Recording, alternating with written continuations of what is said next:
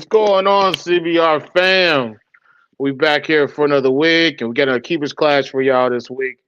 We got Kenny Richichi, a young prodigy, and we also got Thaddeus Sauls, a underrated king, man, a dude with a lot of fire. So this is gonna be a good show. Um, but who's here early? What's up? What's up, Lupe? How you been, man? What's up, cousin Ro? What's up, Mike from 1776? We got cousin Dimitri putting on for Art of Chondros in third person. Dimitri in third person. What's up, cousin Salamander? What up, Chris from In the Box? Who else we got? Keno was here. We got Mikey Marsh. We got Tuck, and we got Jaffe. How y'all been, man? It's been a long week for me. A real long week. Sorry I didn't get as many videos out to y'all as usual this week. It's just been a long. I made a lot of videos that I didn't show. What's up, Alan? I made a lot of videos that I didn't put out. I'm sorry about that, but it's just been a long, long week. Um, Silas, your mother's calling you, man. Your mother's calling you. How y'all been, man? I don't know if y'all had a week like mine. If y'all got crazy kids, I know that school has started back for certain people with their kids. I know everybody, they coming in little by little by little. Um, Shout out to the people that's still in school.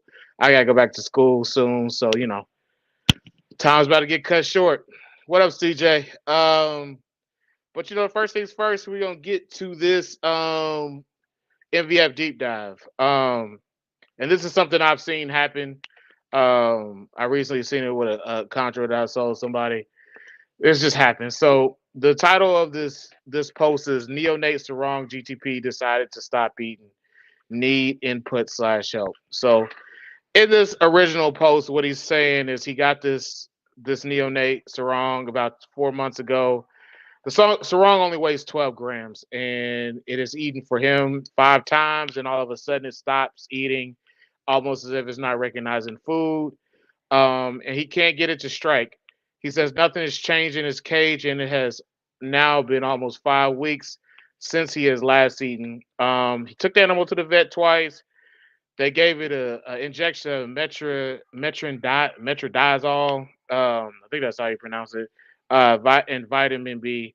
Um, he says everything else seems normal about the cage as far as aesthetics of it.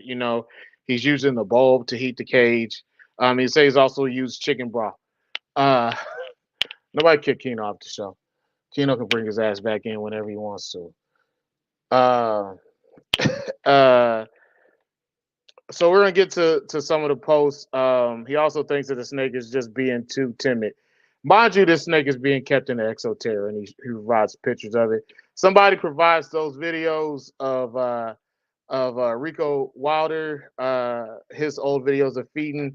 Somebody gave the most, to me, the best advice, which is put it in a smaller enclosure, a much smaller enclosure, and heat the cage to around 82 degrees, 84 degrees, and leave the animal alone for a few days. Somebody else suggests the same thing, leave it alone for about a week, and try giving it a pinky. Don't try to be too aggressive, and you know, just leave it alone with it. Somebody else suggested chick down. Listen,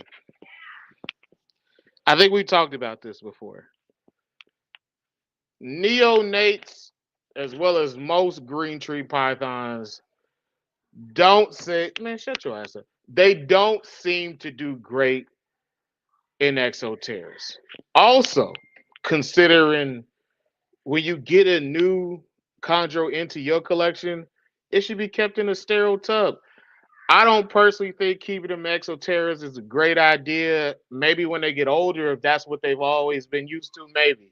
I also don't think heat bulbs are the best things for them.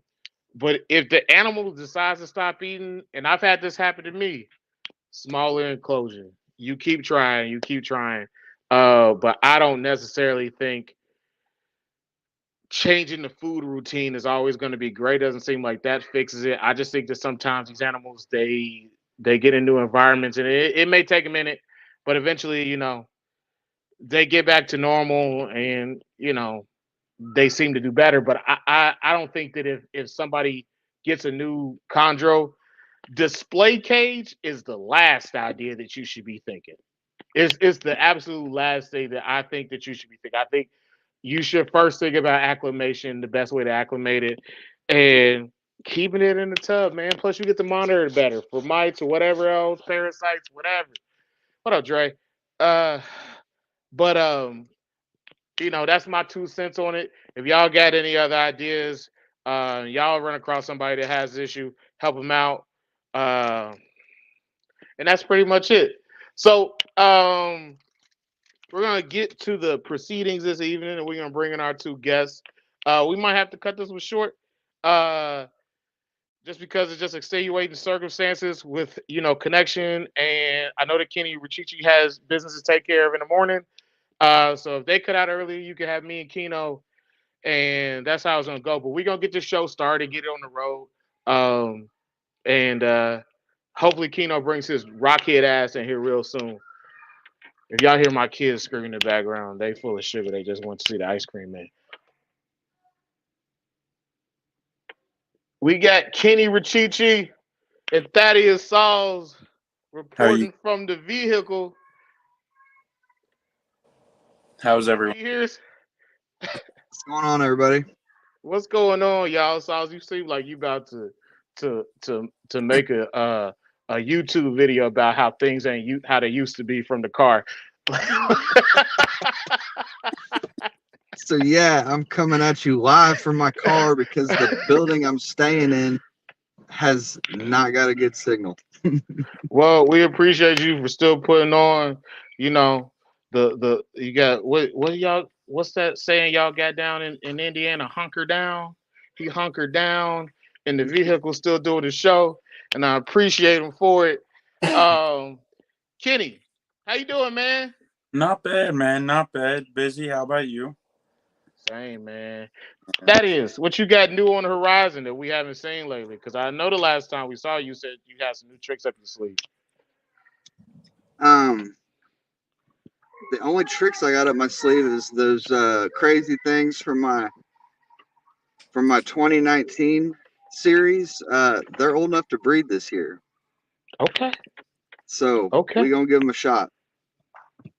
Also, man, we had Steven Saltzman on last week, and I asked him, man, I was like, what happened to the mentor section on the Facebook group? He said he took it down. He said people wasn't using it. I see some posts lately, man. Some people could really use some mentorship from Thaddeus Sauls, like I got when I was younger. Yeah, why you got on a tutu though? Man, that's my kid. No, you can't. You ain't got a shirt on. Just a tutu. Go downstairs, man. This is what it's like having a daughter. All right, man. So can we get a quick intro from you guys? We'll start with Thaddeus on the bottom, then we go to Kenny.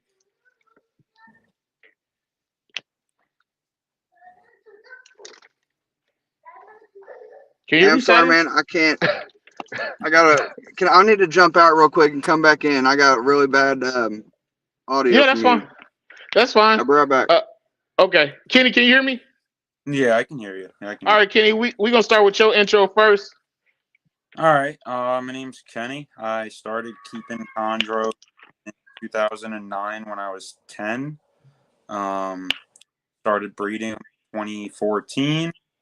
And I started apprenticing under Vin Russo probably in 2016, 2017. And mainly focused on locality stuff and have a few odds and ends of mixed stuff that I work with, along with some other species, but it's almost all chondros for the most part. Okay. I saw you and Vin Russo on Trap Talk not too long ago. Yeah. So that's your mentor for real, from what I see. Like y'all are real close. Yeah. No. Yeah.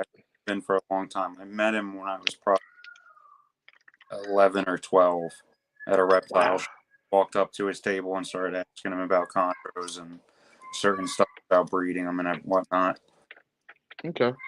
All right. So what you got going on as far as this year? And also, I wanted Keno to be here, but his ass ain't here yet. So what about you? But what about the claims that artifacts aren't a real locality, man? It's wrong. It's wrong. There's to it. I mean, we specifically had Cameron, who owned Bushmaster and the whole thing, specifically say they are their own locality, where they were collected there. They are not the same. And the people that are saying that they're not artifacts have probably never owned a pure artifact, weren't around to actually see them. So I've seen plenty of posts that say something's artifact, and you can tell that it's a sarong that looks exceptional, or the same thing with a Maniquari, but they're not the same. Like, you can tell from neonate to adulthood, they don't have the same appearance at all. Okay. It sounds like your audio's cutting out a little bit. Do you got like sitting on like a table or something? Yeah. We got it sitting on a table, and we got a storm going on right now. So Okay. All right. Keno says he's gonna be here quite soon to get to arguing with you. Let's see if Sauls is back. He's not back yet. All right, so we're gonna start with you first, man. And the first topic is going to be, let me get it right, because this is what I want to get to with you, and that is I want to talk about you guys and how you about intake. So the first thing I want to talk about is, what is your procedure for when you're first getting a snake in? I think that is Sauls back. Are you back now? Yeah, now I got you. Yes. So the first topic is, I'm gonna let you give your intro, and then we'll go to the first topic. That is.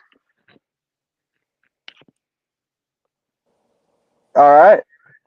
Hey, what's going on, everybody? I'm Thaddeus. I'm the owner operator of TLS Reptiles, and I've been in the game since about 2018. I think was when I bought my first pair, and then came out pretty hot with a couple back-to-back clutches with some crazy stuff, and haven't produced a ton of clutches since then, maybe 3 or 4, some smaller stuff, but hoping to change that here in the next few years. I'm from Indiana, and wasn't born here but raised here, and yeah, don't know what else you guys want to know about me, but You ready to did get say that started. your wife is part of it. So what does she do for the snakes? Because my wife does nothing. She helps out when I'm out of town for work, if I beg her. my wife, she might go, if I ask her real nicely, she might pick up feeders for me, but she ain't generally too happy about it. Snakes is not really her thing. Um, okay, so the first topic that we gonna go into is intake. So, what is your procedure for receiving animals, imports or captive bred? How do you prepare for the animals before they come? Um, and what do you do in terms of trying to get them settled in? And what does your quarantine and monitoring look like? Kenny, we're gonna start with you first. You got 5 minutes and go. All right, so we're going like picking up new animals, import or cap. I'm really picky with where they come from. So if I don't know the individual pretty well, I definitely wouldn't get something from them. But in terms of quarantine's going to be like 3 to 4 months even. Because sometimes, like, it's rare, but you'll see something pop up even briefly after that 3 month mark. And if you bring it into your collection, it's a real problem, say if it's mites or whatever. Everything pretty much goes into a rack.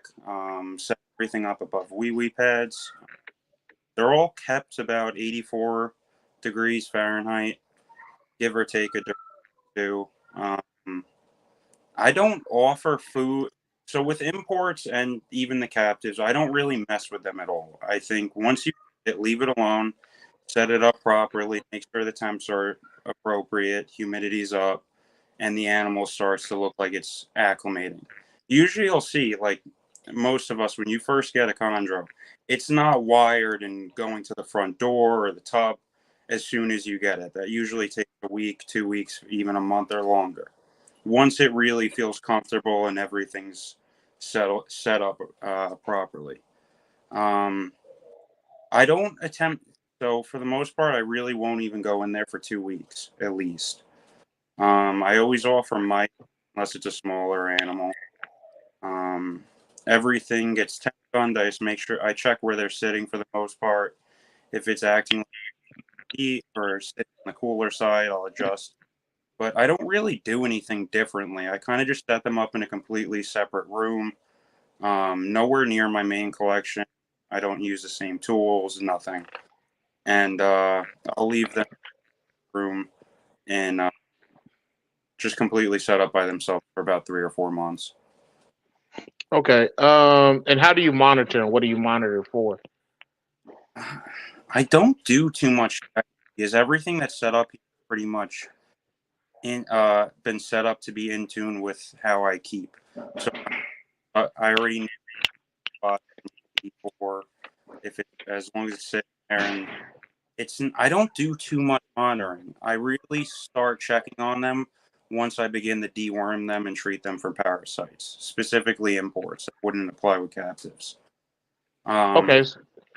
I'll So start. how are you treating them for imports? I mean, how are you treating them for parasites when they come in?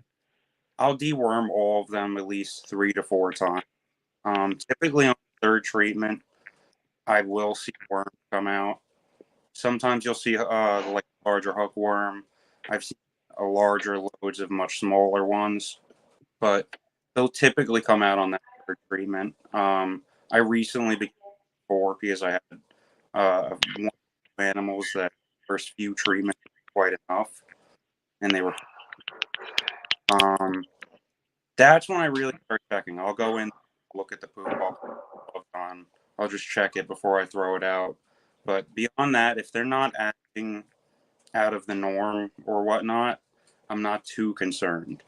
You always treat for mites, and then off the rip, as soon as you get them, they're getting treated for that. And I start treating for worms once I start feeding them, if they're imports. I prefer getting imports and all.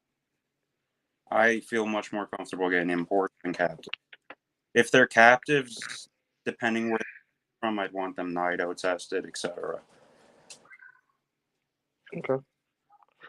Could you raise your phone up a little bit because it sounds like your voice is hitting the table and it's like chopping up the audio. Yeah, it's on a stick right now, so that might be it. Okay. 1 second. Grab something near me. Might help a little bit. All right. While he's doing that, Thaddeus, we're gonna get your 5 minutes. All right. Well, if you would have asked me probably 3 or 4 years ago, I would have gave you a very similar answer. How I set everything up, how I handle it, how I treat imports. It was all pretty. That was all pretty well spot on. I keep all my animals separate. You know, I set them up in a room. So I have a heated and humidity controlled reptile room, but my quarantine would be like done in a completely separate part of the house. So I'd have to have, cages that have their own independent heating source and all that stuff. And I went through all the anti-mite, all the deworming stuff and all that. However, I no longer mess with imports, and I and the reason I don't is because I got a batch of imports. Actually, I got multiple batches of imports come in that all had NIDO, and I don't have those snakes anymore. They're all gone. But the I just don't do it. I was under I had the belief that I had the belief that imported animals wouldn't carry the virus, but when I had them all tested, there was like an 85% positive rate. I had like 20 animals that I imported. Damn. Yep. That was like $30,000 down the drain. So Whoa. yeah, I took a big hit. I don't mess with that stuff anymore. So the only animals I would consider bringing into my collection would be captive born and bred from somebody that I know and trust. I would have the animal. Um, I'd have the animal in quarantine for minimum 12 months, if not longer, and I would run through at least 3 NITO tests spaced 2 months apart before I introduced them into my main collection. Um, that's that's how serious that shit is. It's no joke. Do you have you ever asked anybody to test an animal before you've gotten it? Because I've done that. I've done that on multiple occasions. Um, I offer it if I'm selling something. Especially now, I usually just go ahead and do the test and offer my animal for sale. Um, with the negative test, I'll only do it once. I don't ask for it. I don't expect anybody to test the animals that I'm going to purchase. I'm going to do my. It's not going to matter to me. I'm going to do my own. I'm going to do my own test once I get it, anyways. And no importer's going to test an animal before they send it to you. So, um, I know I one. know. You know I Well, one, know. Ryan did. I know one. Ryan did if you asked him. Yeah. Brian would. Yeah. I mean, that's fine. He's probably the only reputable guy that I've ever heard of that imports stuff. But um, but yeah, I won't mess with import stuff anymore, anyways. But yeah, I don't care if they test for it before I buy the animal. I'm doing my own testing once I get it. I feel that. I feel that because I always test them once they get here. I try to get them tested. The day of and at max. That's why I don't like receiving animals on like Fridays or Thursdays because I don't like having to wait.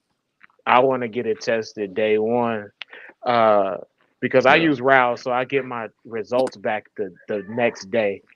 Shout out to RAL and the nice people over at RAL. Shad. They not giving us no money, but we love them. Um, do you I I use them too. I do both. I'll do RAW because they're cheaper, and then I'll do fish head anyway. Just to double check. So I used to use fish head consistently, but it like the last two tests that I tried to push through fish head, it seemed like it took them forever. It takes them Um, a lot longer. Yeah, it does. yeah. Raw's quick. Yeah, Rouse real quick. Um, Kenny, so can you weigh in on this at all? Because I want to hear from both of you guys. Like, They're not. you know, Yeah. your captive bred protocol is definitely seemingly going to be different than your import um, So yeah. protocol. But like after you get them out of quarantine, um, what are things and milestones that you want to see for them? You know, as soon as you feel like they've spent enough time in quarantine. Shout out to them real artifacts, by the way. We'll Yeah. get to that point, Keno. We'll get back to that. I mean, usually you'll start to see it typically after after the first shed, and they get those first few treatments in. They start acting like a solid chondro. I mean, if I say they're in a tub or a cage, if I open that up and say it's like summer right now, they're geared up at the front of that tub and they're coming swinging because it's feeding season for me. Um, I don't really worry about the import stuff with the Nido because the problem is they're not. There used to be say 3 importers. It was Cameron and a few other individuals. So you'd see Bushmaster. I know a lot of people have been grabbing the Dan Malaria animals and so Mm-hmm. forth. The problem is not that they're carrying Nido when they're coming. It's where they end up going and then getting shipped to you from. So a lot of the times they're sent to an importer who had just received his shipment from 5 other guys that day of ball pythons, tree boas, and whatever else he ordered, and they're all going in the same room. And then you have someone who's not as concerned, and they're probably just working there, and they're going through bins all day, and they're not washing their hands, or they're not doing it thoroughly. It's going to spread throughout that place. So the problem is, like, they'll come. The reason Ryan was so reputable is because he worked for Cameron. So you're getting the animals as soon as they're coming in. He's setting them aside. He's getting them set up and acclimating them. But when they go from Bushmaster to whoever in Florida, and he's got tons of other stuff coming in, that's when you start getting mixed with a soup of crap. That's why I really only will grab them off 2 people. And now that Cameron is bringing stuff in, it's 1 person. But the milestones are really just defecating regularly, looking for food if it's that time of year, and just that would be it for the most part. Just acting like almost as if I purchased a captive bred chondro. Most of the time, they're usually way more food aggressive. They're teed up, ready to go almost all the time. Do you get fecal scans? Fecal scans? Yeah. You ever do fecal? Float. I do. Fecal I do the poop all the time. Well, I always clear, even if nothing pops up there. What? That doesn't sound right, Trav. Man, I get that poop, man. As soon as I get one, I get that poop and I take it to the vet, man. They know me. They gave me little fecal floats to keep on hand. Yeah, nothing comes We don't in. want to know about your kinks, bro. Yeah, regardless if it seems perfect, regardless, no matter what, they all get treated imports.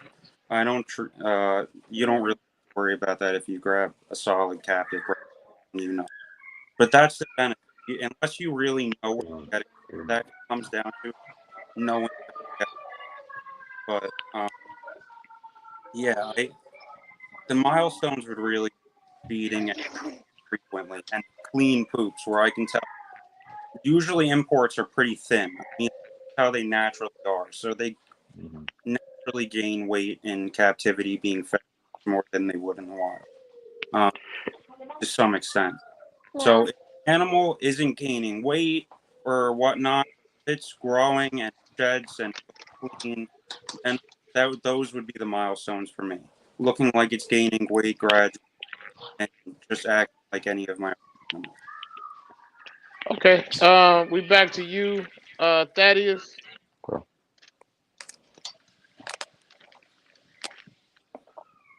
So, do you have any milestones you want to see once you decide to pull animals out of quarantine? And what about your fecal float game? I did fecal floats back when I was getting imports, but I don't worry about it anymore with the captive bred stuff. What I look for out of quarantine is a animal that eats every time I offer it. I never had any history of any type of respiratory infections. Really, if the animal's been sick at any point in time when it's been in quarantine, it's never going to make it into my collection. And if it's ever, I've never had a chondro regurg, so I don't got to worry about that. But I just wanted to take food every time it's offered and put on weight and just otherwise do all the normal stuff. So if it doesn't do normal stuff, it's never going to make it. Yeah, Not my house. that's true. Keno, you got any questions you ask about intake before we move on to the next subject? Yeah. How long is the quarantine?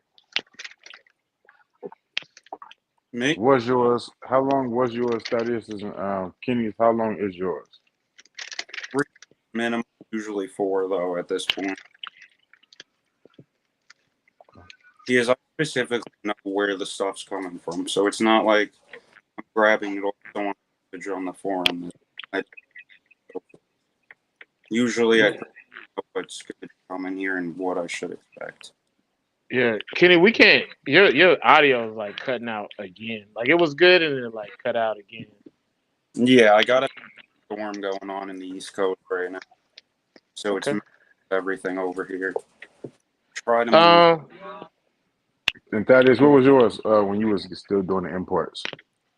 I did at least 6 months, but I've always done a longer quarantine. I don't know if I ever brought anything to the main collection after 6 months. I was more along the lines of closer to a year, anyways. Okay. But I had the space. I've always had the space to be able to do longer quarantines, so it was never a big deal for me. Okay. All right. All right. So I think we covered that topic from top down. So our next topic is going to talk about the early days, man, when you guys first started building your collection.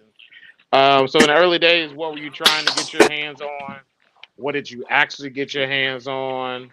And how did those founding animals impact your collection today? And we'll start with you, Thaddeus.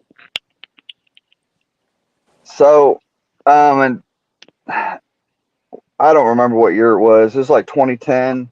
I bought a Chondro. It was just a pet. I don't know. It was a captive born thing. I didn't know the lineage. I had no idea. It was just a green snake, and I had that. That was the only snake I had until um, it had some spinal cord deformities that ended up killing it in like 2017. So in 2018, I was looking to get another one, and I found a guy on I don't remember what website it was, but he was in Missouri and he had two snakes for sale. Was it King Or Snake? maybe So exotic.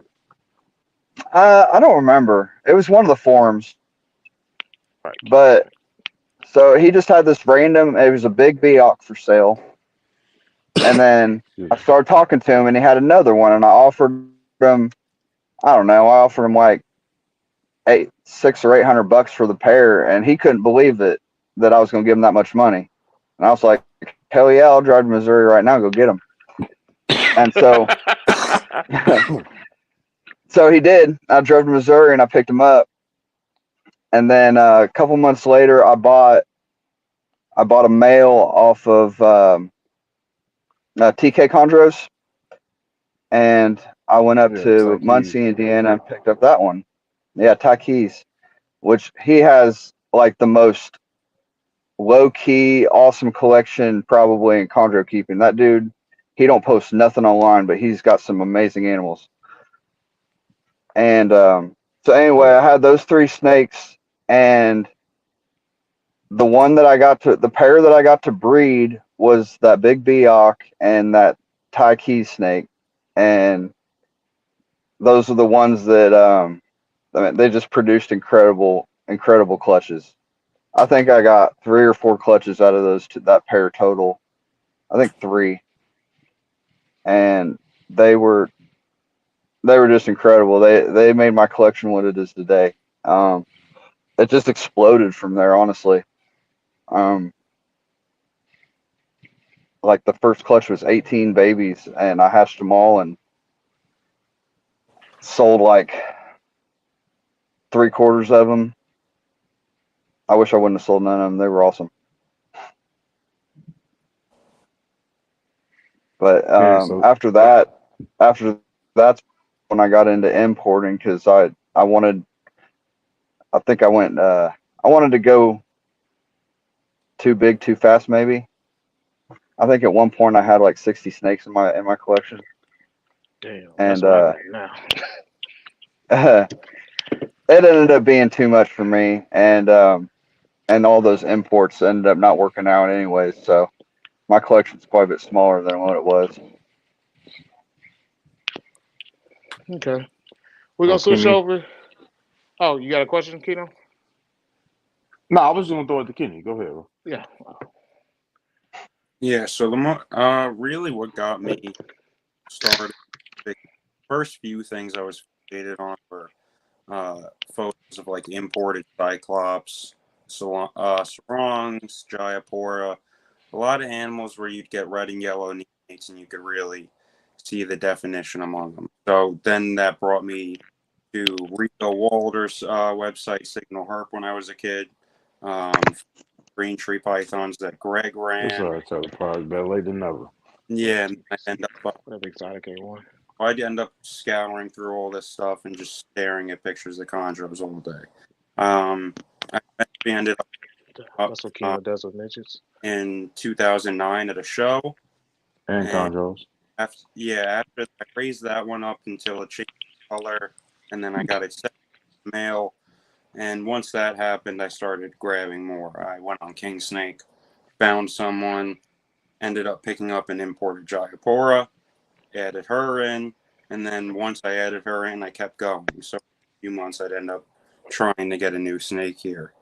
The stuff that really got me into it, though, was like the calico designers and just imports. They're the perfect definition of what a chondro should look like. And then when you see stuff like calicos, it's hard not to like something that looks like a chucked paint. That was what really did it for me. I ended up with my first snake was an OS line to a sarong Lara.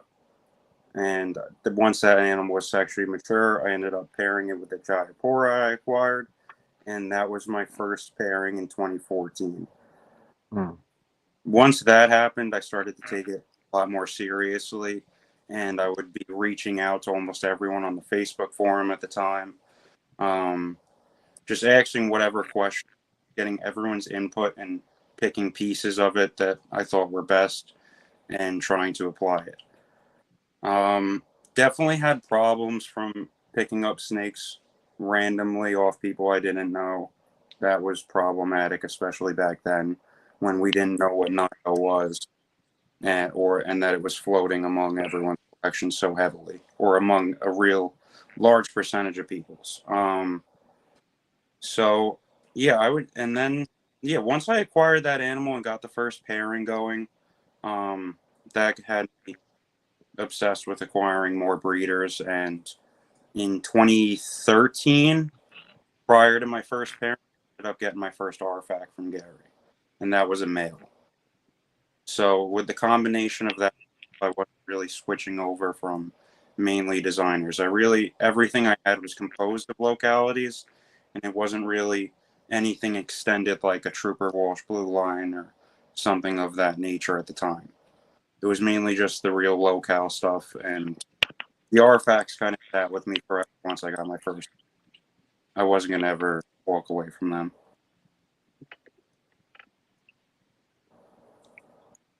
But your audio like completely cut out.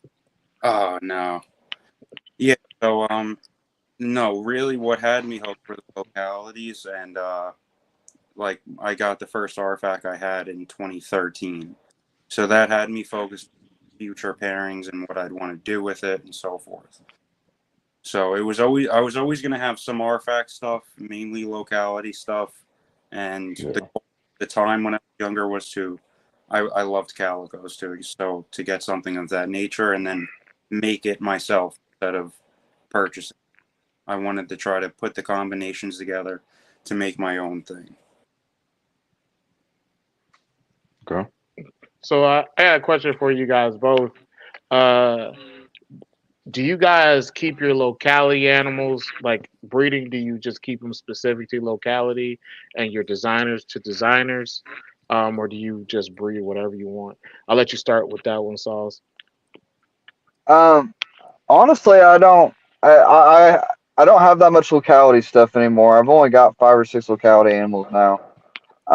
Because What most of localities are those? I've got some Sorong. I've got a couple Aru. I've got some Biak. And I've got a pair of Jaipura. That's about all I got. So yeah, maybe it's like probably 8 animals, 4 pairs, and then everything else I have is it's all designer. So are you breeding the designer strictly to designer? Yeah, I'm trying to bring out that all that black. So I'm really trying to keep those animals paired up. So Yeah, so I really won't mix localities or pretend anything else unless, say, I had like an extra female that season that wasn't going to do anything and she's primed up, she's ready to go. Or if I had something like with my calico male that I have specific plans for him and he'll end up getting outcrossed to a wild caught female, but that won't be until she's ready and she's not needed for another pure locality clutch. Um, I really don't like mixing them because look at how many, we've lost more localities than we even have access to at this point. Like way more. At least we're down to like a fourth of the amount of localities that we used to see. So Yeah. like, even with stuff I produce, like I won't sell Garfax to anyone if I don't care how much it would be.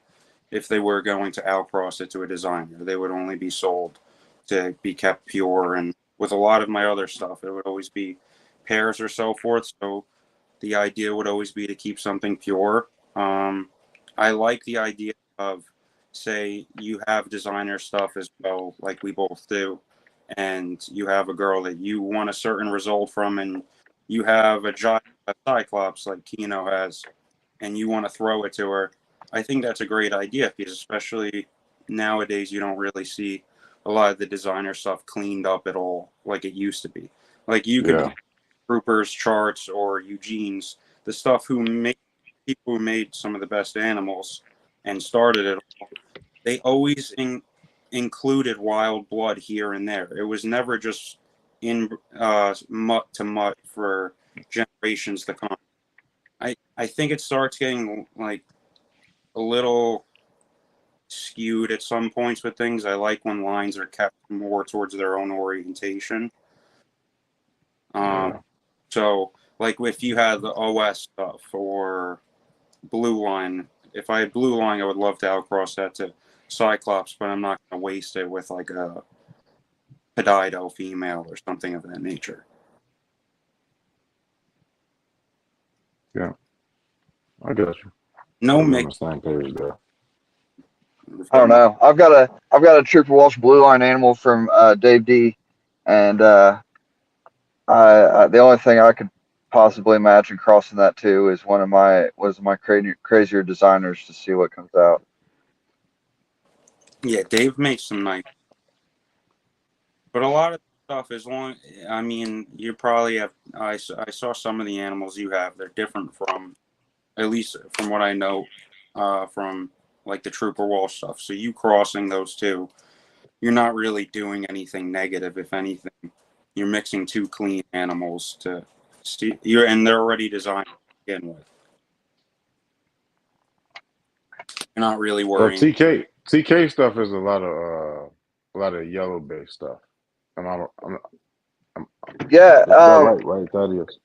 there's a lot of high yellow and there's some melanistic stuff in there. Yeah, high But yellow and melanistic. It's not but really a but lot of blue stuff. those lines weren't really they didn't really those keepers was like Jim Vargas and oh man, I can't even remember who all's in the lineage, but Vargas was one of the bigger ones in that line, and I don't know of anything where his animals were ever crossed into like Trooper Walsh or any. So I think they were their own thing. Yeah. I think it's fun if you have the designers and whatnot already. I'll throw two designers together with obviously much less reluctance than I would be to like throw a blue or calico to an RFAC or something like that. I mean, at that point, you're just having fun with stuff you're hoping to make. So that's the whole point of it. But I think when you have certain localities, that's why I get really stiff on kind of preserving them. That's a No, did he? locality. No, I feel the same way. I got my locality animals. I only want to pair to the same locality. I don't want to cross them into designer. I really don't. I just want to, like my Jaipura pair. I'm never going to pair them with any of the other animals in my collection. They're just. I'll breed them until they're ready to retire, and and hopefully produce some more pure Jaipura. But I can't see myself crossing them into anything else. Yeah, it's I hard. see a lot of Jaipur crosses on Morph Market. They used to get brought in much heavier numbers, especially than they do now. And then you don't see a lot of Jaipuras for the most part because everyone crossed them. So good luck Yeah, getting. they were like Aru and Biak at one time. Yeah. There used to be a lot of Jaipurs, and you still see a lot of Jaipur crosses, but you Yeah, don't see too many pure Jaipur, at least because not like how they used to look. they pick up. Most people pick up odds and then they just want to play. So they'll throw whatever Shout mammoth out to Tuck. Tuck got together. them pure. Chuck got them pure. Tuck do. Yeah. Shout out to Tuck. Also, we hate you, Tuck. Um, you got anything else on the subject before you go to another one, Keno? No, that's cool. No, Tuck wanted to ask. He had a question that he wanted to ask Thaddeus before we got too far past Thaddeus Clutch. He Yeah. called There you you go. Sal. His name is Sauls. Sauls. Yeah, that's why. I was gonna tell his ass why you calling this man Sal. But, Yeah. Why you yeah. calling that man a Englishman? An Englishman we know very well. Richichi. No, I did not breed that I just pair said 3 years in a that. row. I did a back to back, and it was she produced 18 and then 20, and then I gave her a couple years off before she had another one. So What was the number on the last clutch? uh, it was it was actually a really small clutch. It was only like 7, and I don't know, it was just I don't know what happened, but she had 2 years off and then had a clutch 7. So Okay. she didn't lose any weight. So I'm not sure what the deal was.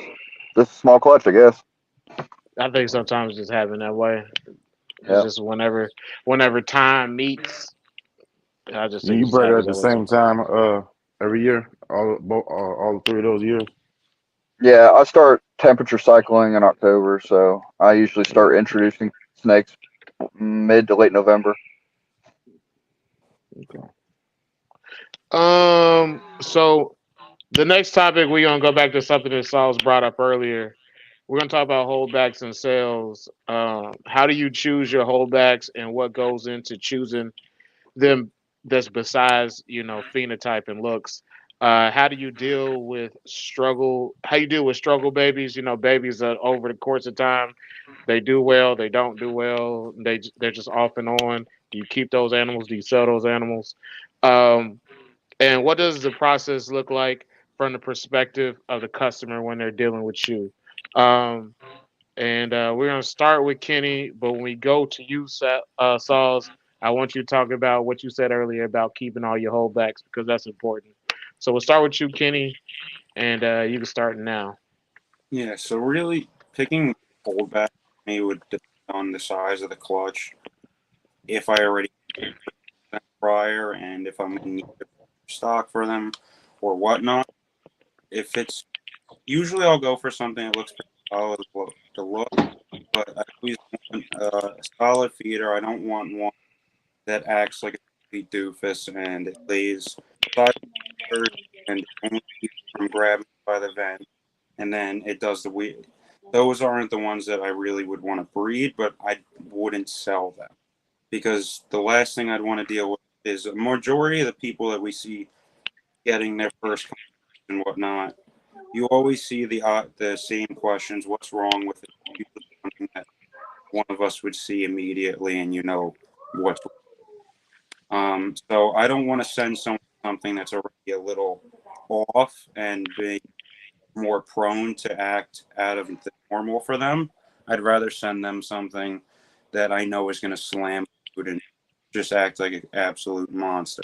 Um, but yeah, I always hold. I'm going to obviously pick the nice stuff for myself and then hold that back. So that'll just go off phenotype for the most part, and as long as it feeds well and it doesn't act like a complete freak or whatnot, it's gonna end up staying. But I usually don't sell stuff until starts or it's already has a solid amount of meals and it's bulletproof and eat no matter what, unless you're doing something.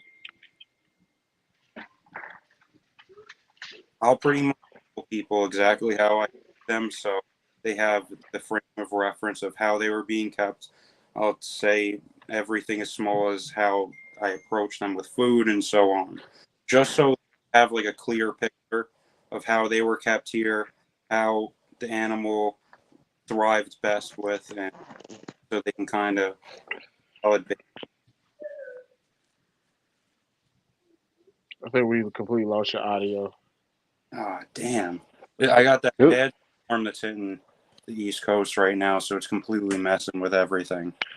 We're just gonna push through it. It's fine. That's how it Yeah, let's goes push through it. sometimes. This is how it goes sometimes.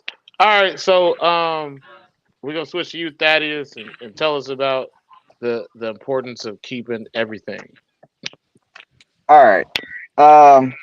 So I sold my first couple clutches with that TK male and that Biak female. I sold a lot of my first animals after I kept them.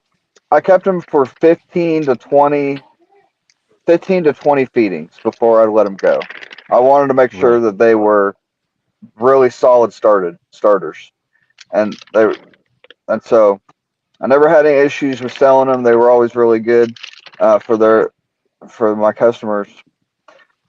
But the issues started coming up when they'd send me pictures like 2 years later, and then I sold a bunch of bangers, and I was like, damn.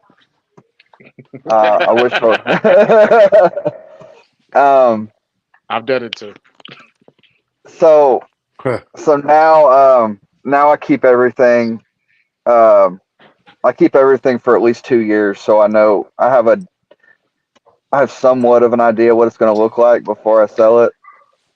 Um, and I'm going to get some hate for this because I know there's some yellow neo lovers, but I'll still sell a yellow neo at like 20 feedings because I'm not trying to.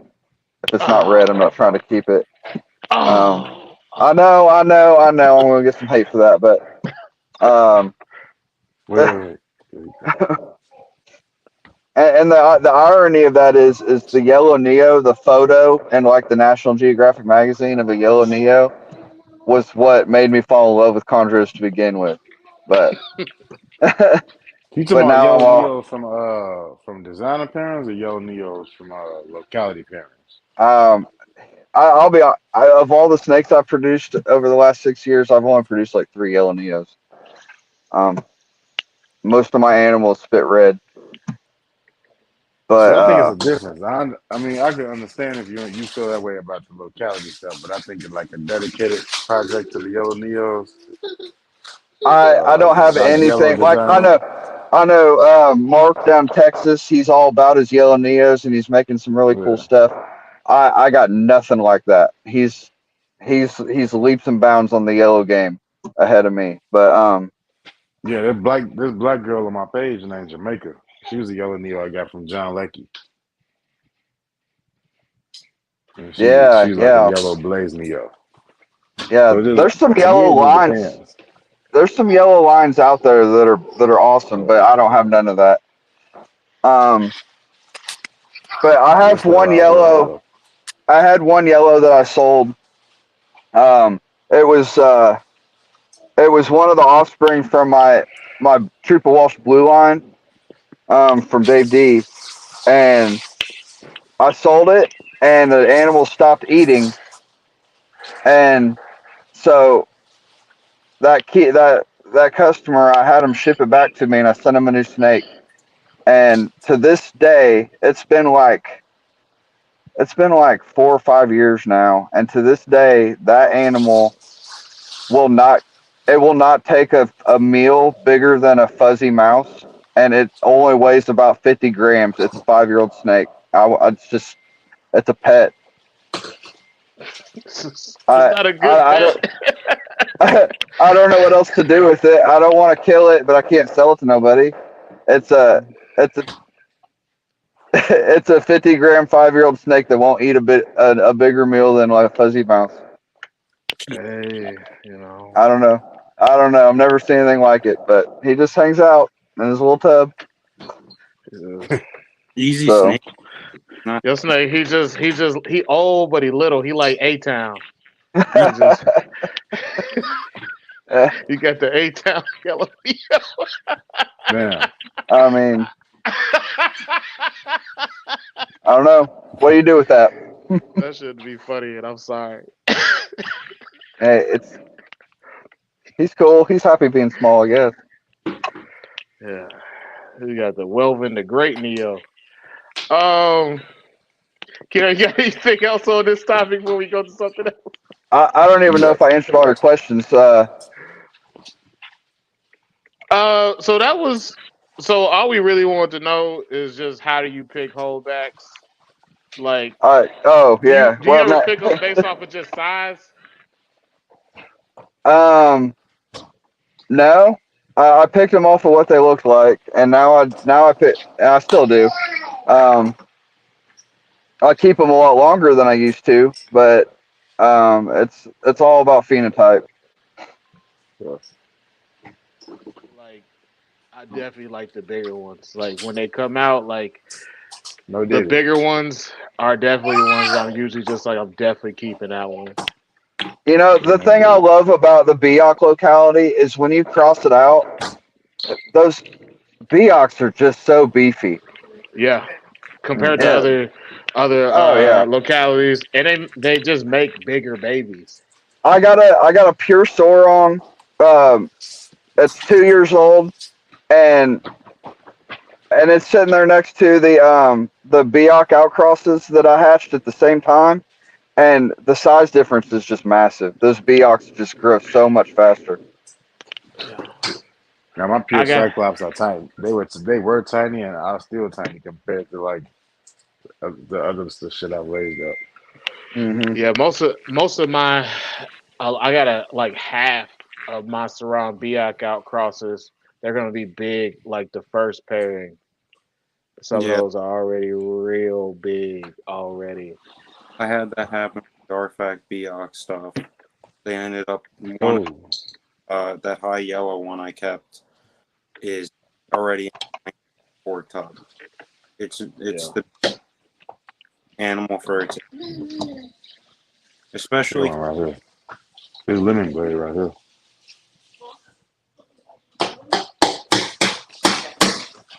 hey, is that one of the Cash, will you stop it, please?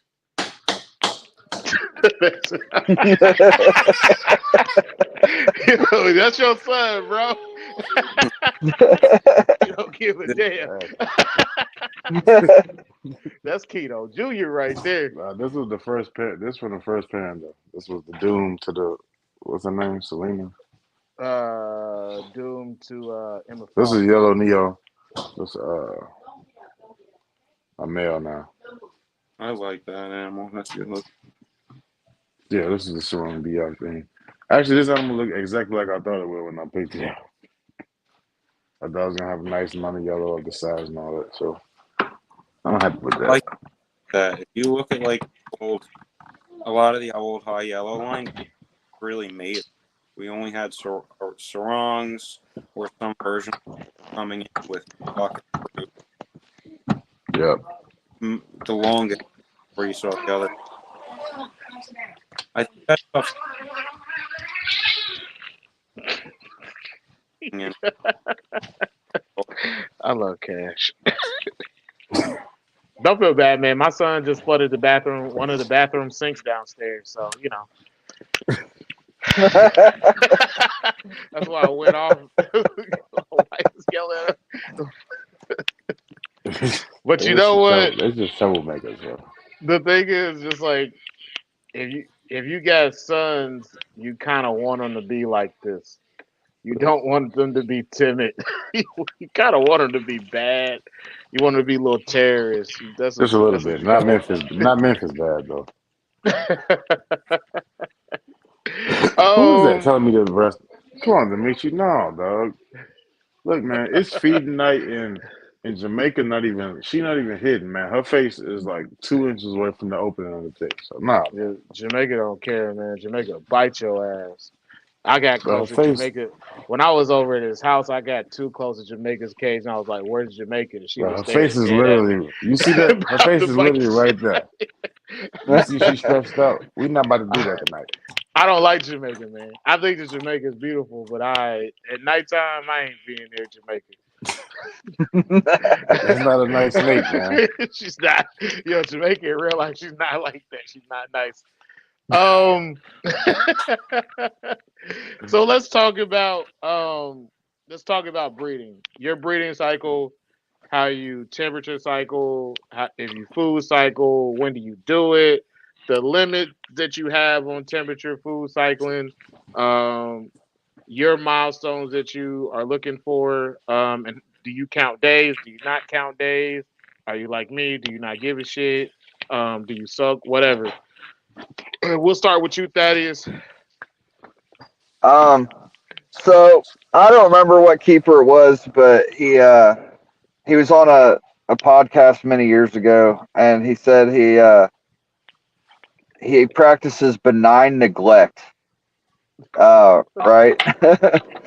um, and I have to compare what I do to benign neglect because That sound I'm like out of town. Ryan Young. So yeah, Ryan I, Young. That sounds I like Ryan Young. cannot remember.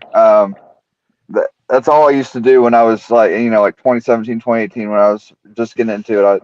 All day long I listen to podcasts. But anyway, I travel for work so much that I really try to do all the things, but in October, the main thing I do is I temperature cycle. I'll drop the room down to 70, and then I'll change the individual heating elements in all the cages so that they're down a little bit lower, and then I turn off the heat at night, and so the cages drop down to like 70, 72, and then warm back up during the day, and that's the biggest thing I do. I try to food cycle, but I'm so sporadic. Sometimes I feed every 10 days. Sometimes I feed every 3 weeks. It's just a matter of how much I'm home. And I would like to have a fasting period in the summer and then just a really heavy feed up into breeding season. But with my work, it just doesn't usually work out that way. So most of the time I just got to feed when I'm home. Once you start, how heavily do you watch for follicular development? What point do you introduce snakes together? Um, and once you see ovulations, what's the process from there on out? Uh, I have all of the ultrasound stuff to watch for follicular development. The thing I don't have is the time. Uh, so what ends up being is I'll feed 1 week, and then I'll give them some time off, and then I'll pair, and I'll leave them together for a week, and then I'll separate, and then I'll just keep repeating the process until I notice. I've got cameras in there on my females, so I can see when they're acting. When I'm away from home, I can see when they ovulate. And as soon as they ovulate, I'll pull the male, and I turn the heat up for the female up, so she's got her hot basking spot again, and I'll just let her rock. I do as much as I can with being away from home a lot. How do you deal with nesting? Are you nesting box person? Not a nesting box person? What is your I nesting am box layout? 100% a I'm a nesting box person all the way. As soon as I see an ovulation, I mark it on my calendar, and then I put that nesting box in when I know she's close. I pull the water bowl. I pull the perches. I've had females drop eggs into the water bowl. I've had to dump a water bowl and lay the eggs on the floor. Um, and that was when I had that happened when I missed an ovulation. I didn't know that she was gravid. So I'm really careful to pay attention and make sure I catch as many ovulations as I can so I don't let that happen. But purchase come out, nesting box goes in, water bowl comes out at the last minute. Like 2 or 3 days before I think she's going to lay, that water bowl's gone. And then if I need to soak her, I'll soak her, but I try not to take any risks. Okay. How do you keep your nesting box? Do you keep them towels or sphagnum moss? Moss, I fill the thing, they'll go in there and they'll dig around and they'll make themselves comfortable. I fill that thing up with moss as much as I can. Okay. And incubation. How do you incubate? What's your incubation tub like, and what temperature do you incubate at? It's a converted wine cooler with just heat tape on the walls, and it's it can probably hold 2 big clutches. I've never had 2 big clutches on there at the same time, but 87.5 for about 50 to 54 days, depending on the clutch. I like those little pucks. I can't remember what they're called. The Govies. Oh yeah. You know what I'm talking about? The Wi-Fi that measure the humidity and temperature. I just throw one of those in the incubator and then just check it on I got the alarm on my phone in case something happens and the heat shuts off or gets too hot. I love those things. I have them, but I don't really use them because it seems like where I think the temperature is supposed to be at is usually not there. So I had to recalibrate them all, and they work better now since I recalibrated them. But they're just there. I think they're better. I think they're better. I kind of just use my thermostat to regulate the temperature, but the Govee puck, the alarm feature is what I really like, because if something happens and your heat tape burns out, or if something malfunctions and gets too hot, you have those alarm parameters in there, and that puck will send a message to your phone. Yeah, that is true. 100% true. All right, let's get to you, Kenny Richichi, The young god. the young prodigy. Yeah, for me, everything's on a seasonality schedule. So with seasonality schedule, they're all on a feeding season. They're not getting food year round. Most of the year, they're not getting anything. And for me, feeding seasons when heat is highest and humidity is highest. So that's when they're going to be digesting through the fastest amount. And really, the whole goal for me would be to keep things as natural as possible. So keeping in a seasonality format the closest and use the most frequently with. So for me, they're not getting food all the way from at least say October till end of or starting about May. They're not getting any. And October to May. Yeah, at least they're not getting anything in that time frame. The younger animals will get fed until they get about 3 years old, and now I'm throwing them in the same format the adults are in, so they can start to get in the swing of the seasonality. I mean, for me on the East Coast, it's pretty nice because winters for me are obviously drier, and summers are going to be hotter and more humid. So for chondros, they're breeding in the cooler, dry time period of the year, and they're feeding when it's hotter and wetter. For the most part, I like to start pairing.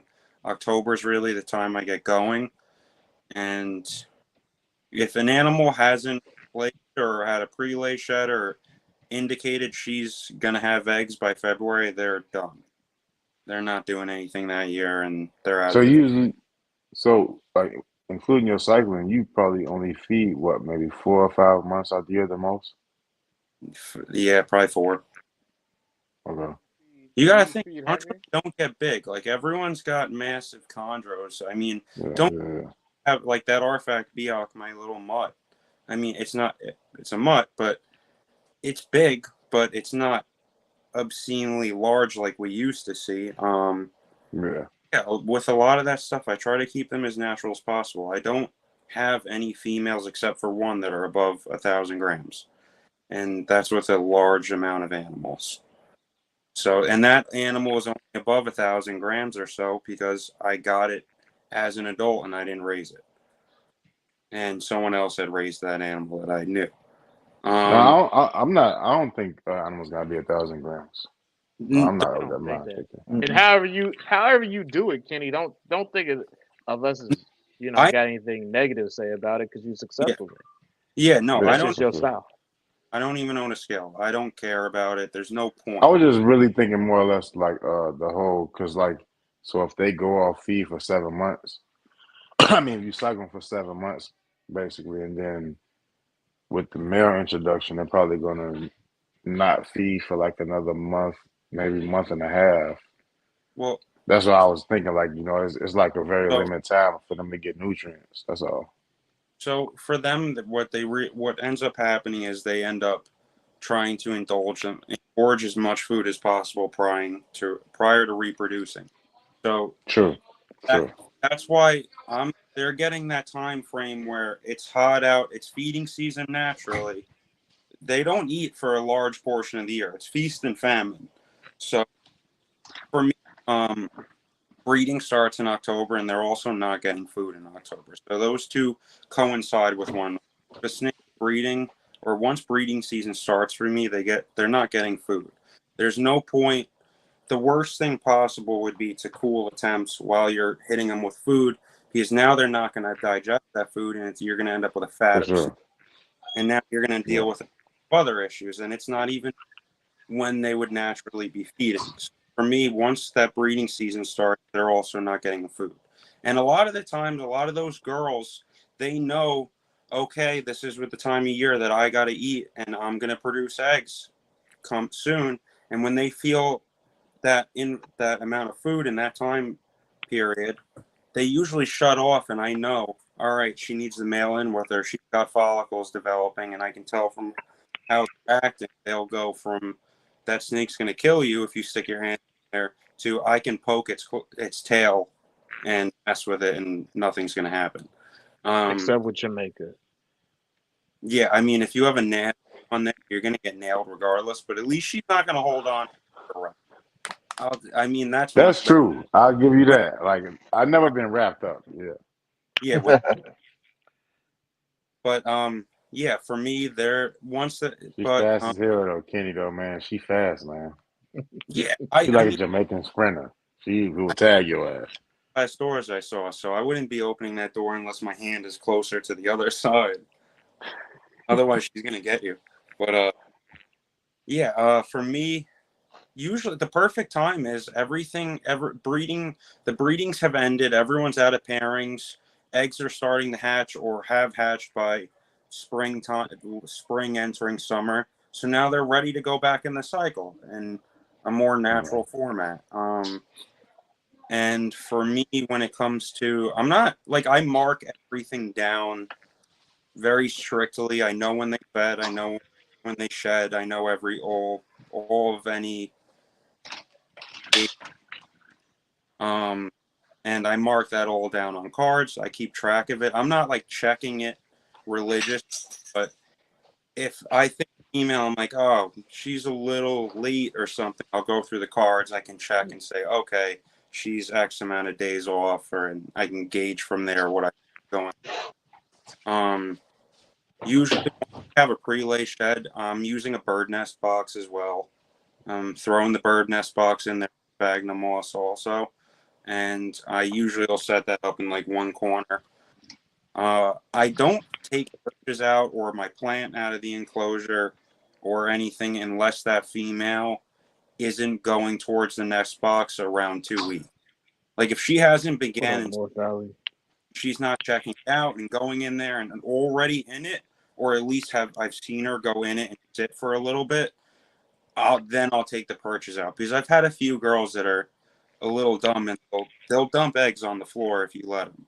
They'll lay them right from the perch, and they're just a little weird. And I know with the girls, if they've done it already, I'll take the perches. But some animals, you can tell if she's not inspecting your nest box or whatnot, she's not going to go in it. I also think taking a gravid chondro out of enclosure while it's gravid is like the worst possible thing you can do, because you already have an animal that's got stress going on. Why move it out of its enclosure that it's comfortable in to throw it in a tub to lay eggs in, and then you're going to pick it up again and shove it back in? My ideal preference of incubation is maternal, but if she's not sitting on the eggs like a beehive and coiled with her head over like a cap basically, and I know she's going to start ditching them or whatnot, and I can tell she's not equipped for it, I'll pull them. I've used Nature Spirit incubators from feeling comfortable making one, and then at this point I've gone to Vin, and you could the best thing I found, or at least from apprenticing under Vin, was a like even a Snapple fridge, something of that nature. I like those much more than a lot of the incubators I've purchased, honestly. I mean, you could do it with wine cooler, a Coke thing, a Red Bull, whatever you want, but I like something more like that than some of the stuff you'll purchase and you don't really know the quality of it or trust it. I know the hot box incubators are good. I just never used one. And when it comes to incubating, I'm doing them at about 86 to 86 and a half. I got a Sea of Serpents hot box, and I like the one that I built way more than I like my hot box. That's what it seems like. I mean, it's just trial and error, and a lot of us aren't usually that comfortable at the start to make something that you're going to put the eggs in, because the eggs are like gold to us at that moment. So once I start using it, I'm like, oh, this thing sucks. I got to get something new. Then usually you end up making something and engineering a little bit. At least I got lucky and I could ask someone, but I know a lot of people, you can still ask guys on the forum. But I like incubators usually make yourself more than purchase. But yeah, I'm going with maternal if I can, and if I can't, I'm pulling them. In terms of when I pull them and set the eggs up, they're going in a larger container and being set. All the eggs are set on a dry moss substrate, or you can use grate if you want, like the light diffuser, but I like sphagnum moss. So I'll put that bin, the smaller container with the eggs in it, right in the middle of that larger container, latch the lid shut, and they're going in. Have like 1 or 2 air holes depending on the size of the container, and I leave them. So they're not in contact with anything. They're not above the water necessarily. It's essentially the same method, though. They're on a dry substrate in a wet, humid environment. And once I get the eggs, I try not to muck or mess with them at all. I try to shut the container and not do anything with them. I found pulling them out, doing more. That was going to be my next question. Like, how hard is it for you to leave the eggs alone? Or are you one of those people that just like, you just don't care? Because that's the way I became. I try to act like they're not coming sometimes. No, I remember with Star Fat Clutch, I was stressed the hell out. Like I was counting the damn days at that point. But that was because I was really excited. For the most part, I try to ignore the urge. Like, I started off breeding leaf-tail geckos, and the best way to breed them is kind of like almost neglectful. Ignore them. You feed them, you spray them, otherwise act like they're not there, they're dead, they don't exist. So I essentially apply the same mindset to Chondro. If you set it up properly, leave it alone, touch it, don't check the egg, put a magnifying glass, and rub powder on it. And if it's a bad egg, you toss it back up, leave them the hell alone. What about you, Thaddeus? How hard is it to resist the urge to not meddle?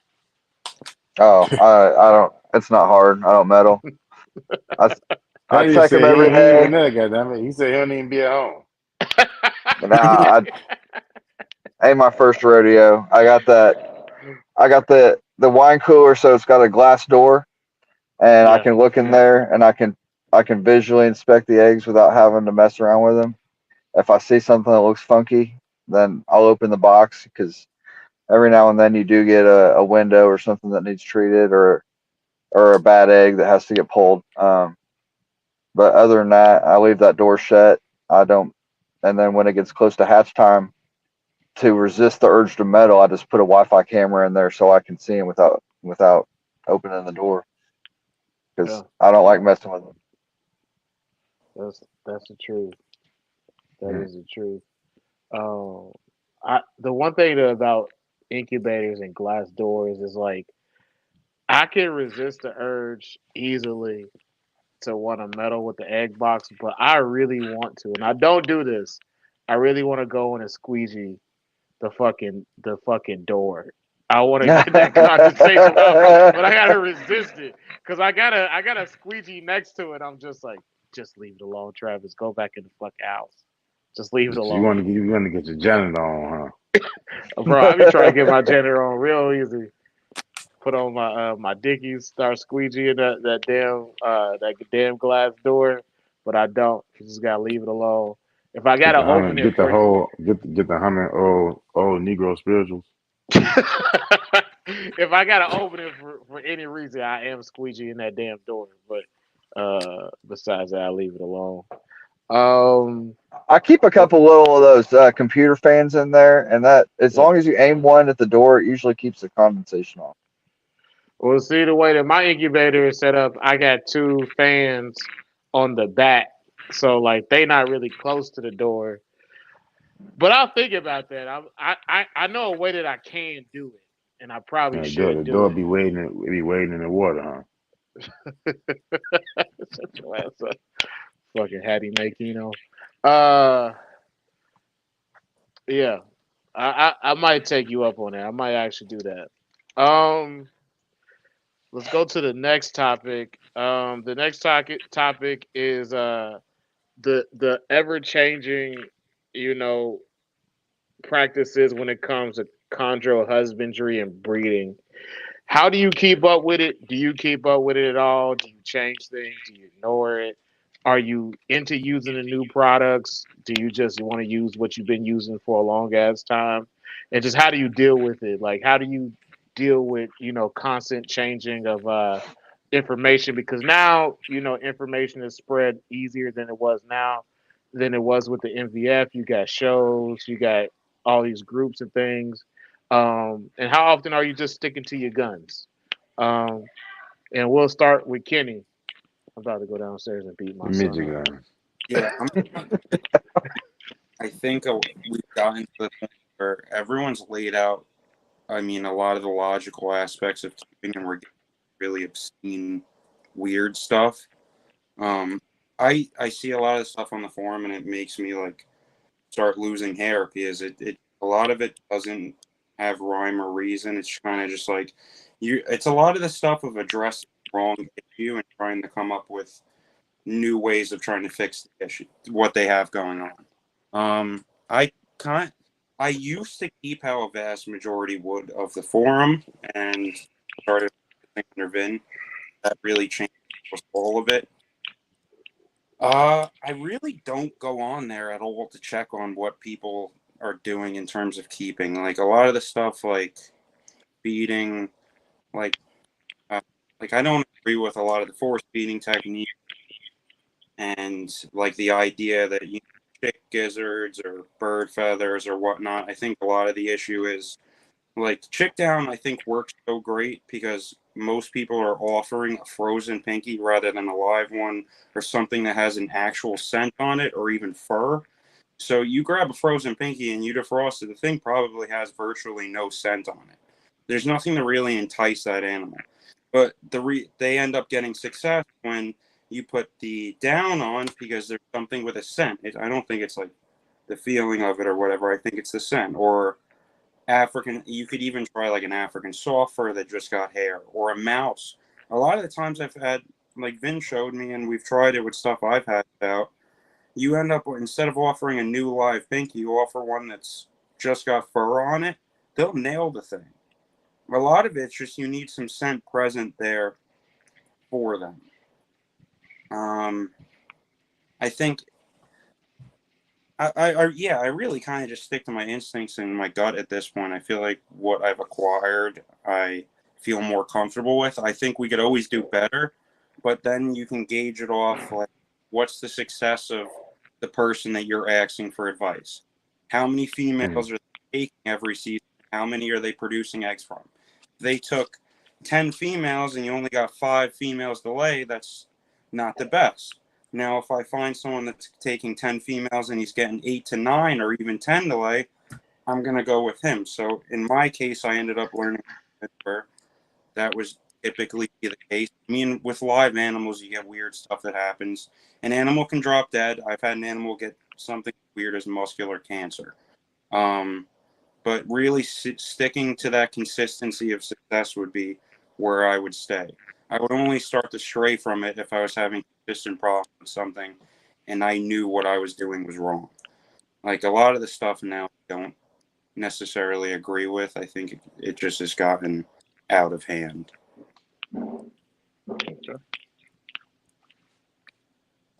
What about like with equipment? You know, people are using thinner heat panels and things like that, and enclosures. How do you feel about that? I think you really need to address where you're keeping the animals and then go from there. Like, I remember people, like you said earlier, I remember you brought up Rico using like glass enclosures that looked like acrylic. If your room deems that where it's warm enough and you have the humidity, fine. Typically, I like sticking with PVC enclosures for myself. I'm running heat panels, but I have some new stuff I'm setting up right now where I won't be running them. I'm going to be running them the same way Vin does, where in the winter, the breeding season, they're going to have a light bulb, but that's it. I think stuff like that's hard to do, though, majority, because a lot of people don't have a reptile room dedicated to keeping 100 or 200 animals in. Yeah, that's true. So when you're keeping it in like the average bedroom, it gets difficult, and I think you really need to be careful with what you have to set up the animal. Like at that point, I think racks and PVC enclosures are great because they're well insulated. But like when it's like someone like one of us in here, where you have a room that's completely dedicated, you have some leniency. My standards really haven't changed. I'm not the biggest fan of heat panels. The problem is heat panels are great if you barely need them on. If you have, they're in a room where they have to be kicking on 60%, 80% of the day, you're drawing that enclosure out. No, like even if you're spraying those things, they get hot. Temp gun right under the perch under them. They get hot if they're on for a high frequency portion of the day. Luckily, with my room being like in the 80s, mid 80s in the summer, and I don't ever go below like 72 to 74 in the coldest part of the winter. I don't have a problem with them. But even like the coldest my chondros will go in breeding season is 72. They don't go colder wild, so I don't see any reason to go colder on them. I specifically brands though. I like PM Herps. I have some Neodesha stuff here. I've seen stuff like Vinny's collection. He's got nice enclosures. I think they're pretty. I just don't have them. For me, it was easier to. I have a little bit of OCD, so I wanted to be the same brand. So, but I'm running pretty much what I was last time we spoke. I haven't really changed anything up in that aspect. The only thing I like now a little more, if I have like a high stack enclosures, somewhat emitting below that bottom stack to help with the wee pads evaporating water and actually producing humidity. Because a lot of the time, then you end up running into the issue of having to. That's the only thing I've changed. Other than that, everything's the same. Okay. That is. Let's talk to you about the changes and things. How do you deal with it? Do you deal with it at all? Let's go from there. I don't. I I figured out what works for me, what works for my room, and the only thing that I can and do change is I upgrade my closures.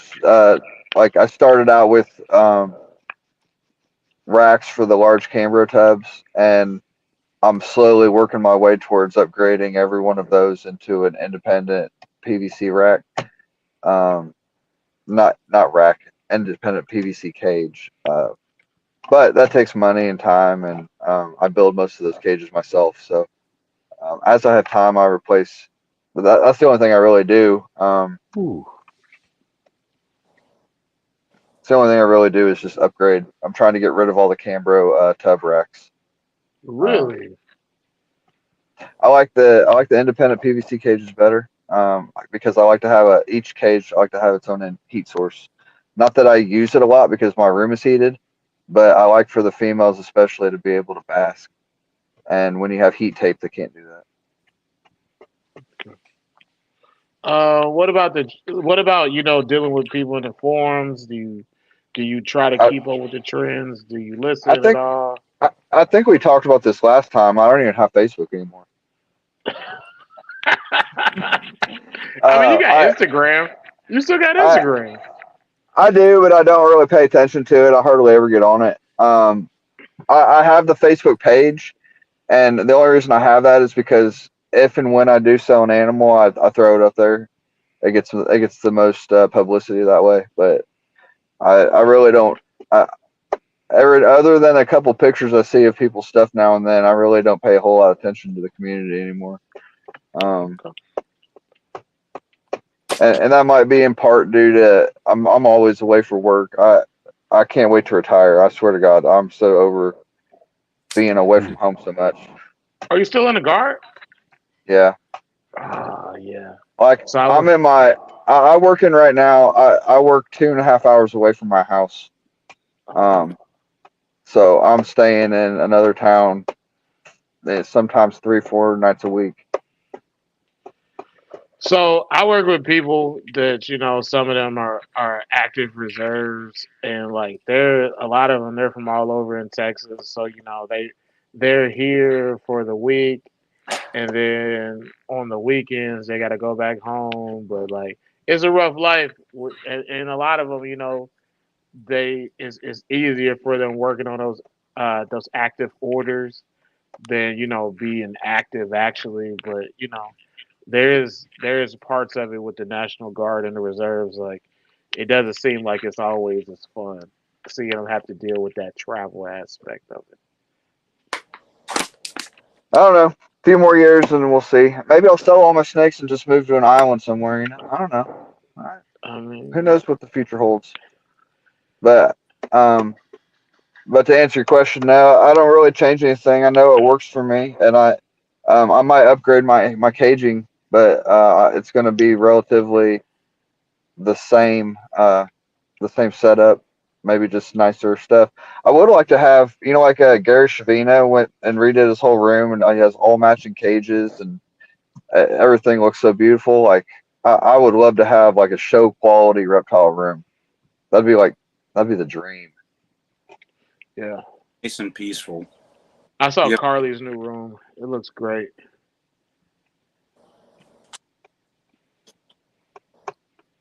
Um, so I do want to ask questions like how things changed over the years as to now, like how Hmm. you used to do things back when you first, had your first clutch, and how you started then as opposed to now. Like, what are some big changes you made as far as husbandry over the years, or breeding over the years, or things that feeding over the years? And taking care of your female post egg deposition. Yeah. How do you take care of mom? Do you get her the sushi bowl? Do you just leave her alone? Get her a poke bowl. Get her a poke bowl. Do you get her the poke boat? The poke bowl or the boat? We'll start with you. We'll start with you, Kitty. Comes to the girls post egg deposition. If they sat on the eggs the whole time and I'm out of that nest box once I found the offspring are hatching or hatched, I'll soak her usually and then put her in the enclosure, give her at least a week, small meal, just gradual small stuff, nothing big. If she gets off them sooner, I'm usually not as concerned with getting that first meal in there because I pulled the or she didn't spend that whole time frame incubating them. At that point, I might wait until she has her shed and then begin feeding her, just beginning on going off time frame.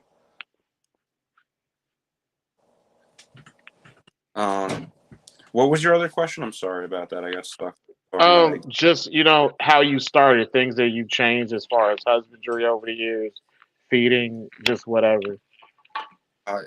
I changed.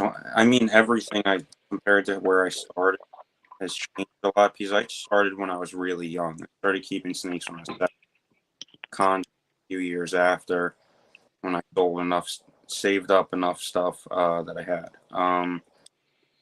It definitely began to change when I moved in. Prior to it, I mean, started with stuff as my first chondros were in Exoterras when I first got them. Eventually, waited to PVC enclosures. Then I started using racks that would be appropriate for smaller chondros. But I mean, I started in the messier portion, like a lot of people who have no idea what's going on when it came to keeping chondros. I mean, it did a full, I would say, when it came to me. Going from glass enclosure to PVC and just racks. They're not in a PVC enclosure for me, they're in a rack. I have racks all the way from like 91 quarts to 6 quarts. Racks on racks on racks. Yeah, racks are good to have. Racks make everyone happy. Feel good. What about you, Thaddeus? Well, I mean, when I started keeping, um, I made all the usual newbie mistakes. I tried to do like this naturalistic looking thing with the. Oh man, it was beautiful. Had the waterfall in it and the dirt and all. It was horrible. It was Yeah, terrible. looking like a vacation R&B video in that cage. Oh, that poor snake. I mean, I've just progressed. Like I started buying PVC enclosures, and uh, I experimented with different substrates. I went with um, like a mulch type bedding, like wood chips or whatever. And then I've gone What up, Pat? since then. I've What gone up, just to Pat? sterile enclosure, PP pads, plastic box purchase. Um, that's that's what's worked best for me. Um, I've I've started switching my animals over to rats earlier. As soon as they're able to take a small, like the smallest offering rat, I switch them over from mice to rats. I used to be hesitant to do that because of all the talk and they used to talk on all the podcasts about all the fears about prolapses and this and that, and I just haven't had that experience with it, and I Yeah. think they get better nutrition, and my animals keep put on and keep weight better with rats, so that's what I go with. Appropriate size rats now, so I switched. That was a big switch I for me. agree with all that. Yeah. Um, Anything else that changed?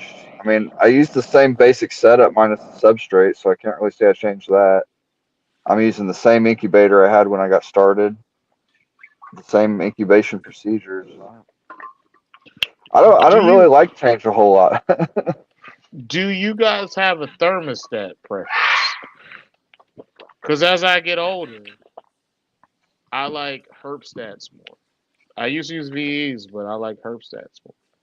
I've never owned a herb I like I the like herbs, but I wouldn't I would never purchase another one. Like the VEs are alright, and there's some other ones, but a lot of stuff really go out sooner. So I'm still rock with both of them. You know Yeah. what I'm saying? yeah, I I use think I, VE. I think one thing I do like about herb stats is like ordering things from the Spider Robotics site. it happens. You get your shit way faster than ordering anything VE from Reptile Basics. Because it seems like Reptile Basics takes 3 weeks to process your order, then ship that shit out. If VE you order on a Monday, you probably gonna have it on Friday. With Spider Robotics, you order on Monday, you probably have it on Friday. I wouldn't know. I like it. Let's get to the. Travis work for Herbstat now. I don't work for Hipset. Let's get let's get to the last topic, and we're gonna talk about genetics. And I want you guys to talk about how you see genetics in terms of yellow and red babies, localities, hybridization, all those good things. Kenny, I want you to talk about RFAC and how people don't believe that they're real, but you believe that they're real. It's not Because It you is know real. I know our facts are becoming like Bigfoot of the chondro communities. because Some everyone, people, you'll have one person say something that didn't know what they were saying. Listen, I'm taking the opinion of Cameron, who owned Bushmaster and had him brought in much more heavily than someone who's sitting on the Facebook forum and has never seen one. it's not real. Yeah, I mean, it's So now here's I one. agree with you, Kenny. But look, The the only thing is, thing Ryan made. came on our show, Say that again. so I agree with you. And you know how I am. We on the same page with the artifact thing. But Ryan came on our show and said that like he and Ken basically would change the names of the damn the localities, and he said that they made up the because we did a show with Ryan and Jason Stevens. Jason Stevens. Yeah. They didn't And say that they didn't say that they themselves changed it though. go back and watch the show. I did watch the show. They didn't say that. What they So said is they didn't necessarily know, but they didn't say that they themselves changed it. They so didn't I say that. so Vin and Cameron grew up together and they worked in the same pet store with kids.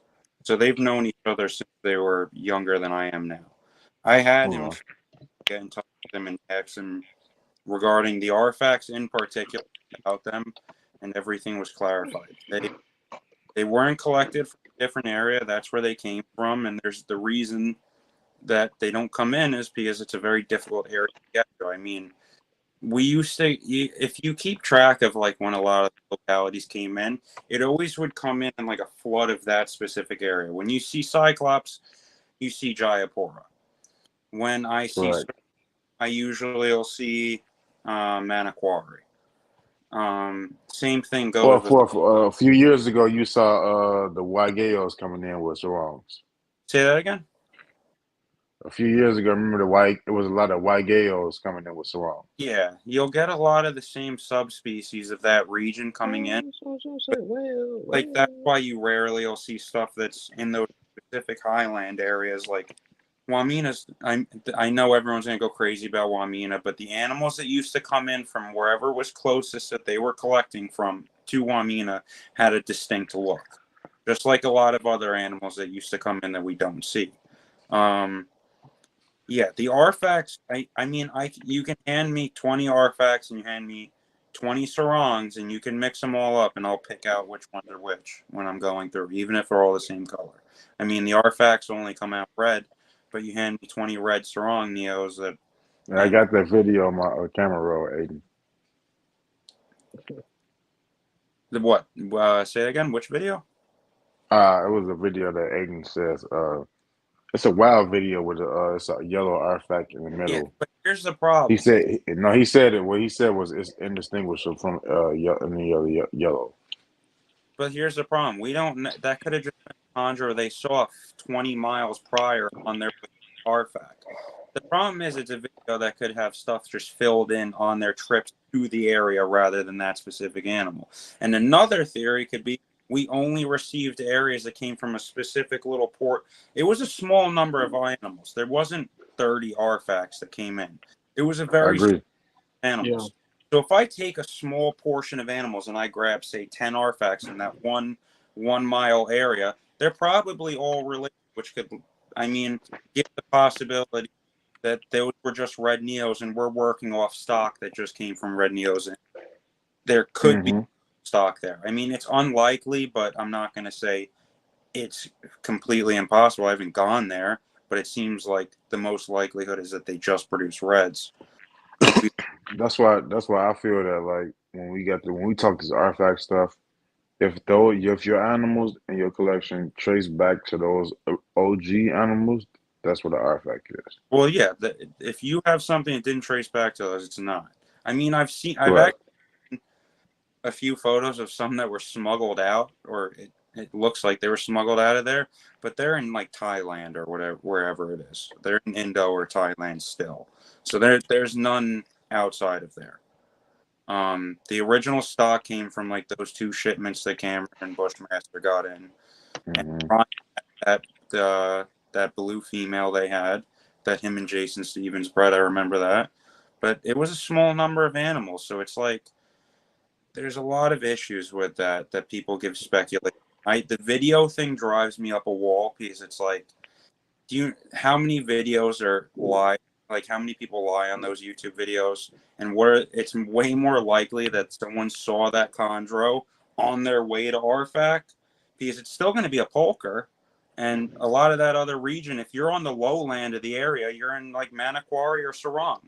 So you're going to be getting primarily yellows. So unless you're in that specific area, it's very possible they found a video of took the video of a chondro on their way to their actual location, rather than us contemplating, oh, they're not artifacts because I saw a yellow one in a video. I think that video was like based off bird watching or something of that nature. I remember that one. That went around for a little bit on the forum. There's a lot of arguments. That's why it got to a point where I got sick of hearing it, and I went to get a hold of Cameron, and they talked about it, and he clarified there that they weren't Manakwaris or Sarongs. They're artifacts.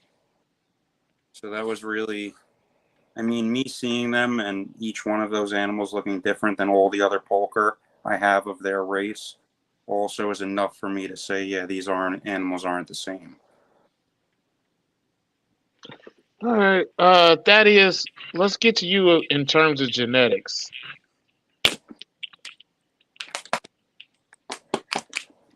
All right. That's pretty broad. What specifically you want to talk about? Whatever you really want to Was talk you just about. loading a rifle, Daddy?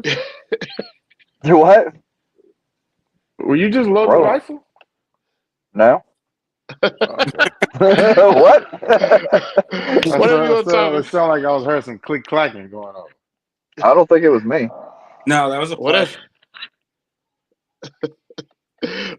Whatever you want to talk about in terms of red versus yellows, localities, designers, how you see genetics, and also one thing about how often within your breeding do you see things passed down phenotypically from the parents to the babies? So I mentioned earlier I prefer my red babies, but we know that there's some pretty crazy stuff that can come out of yellows, and I think that it doesn't necessarily matter if yellow or red, as long as you're willing to put the time in and find the spectacular animals and start your projects with those. I think there's guys that have proven, especially with like high yellow stuff, but now there's some melanistic things coming out of Texas with yellow neos. So well, there's also John Leckie, man. John Leckie and Raw World. Yeah. Right. Yeah. Some of the old school guys. There's been projects with yellow neos that have been pretty awesome. So I guess it's just a matter of personal preference, but I think it's pretty widely accepted though that the red babies are somehow more prone to having melanism and blue traits. We see an awful lot of it nowadays, especially. My goodness, some of these animals are just outrageous. And that's kind of what I gravitate towards. I don't have anything that's really blue in my collection. Most of what I have is melanistic, and that's just kind of what I've focused on. So I got some stuff from Patrick Holmes that I'm hoping to pair up to some of my lineage that I've paired, and that's what I'm really hoping to do this year. Is hopefully I can make some of that happen. And I know Patrick's got some animals for me that are hopefully going to be ready to try to pair with some of his stuff too this year. So there'll be a couple of us trying to see what we can make out of those genetic lines. And I don't know, we'll see. Seems to be some pretty strong.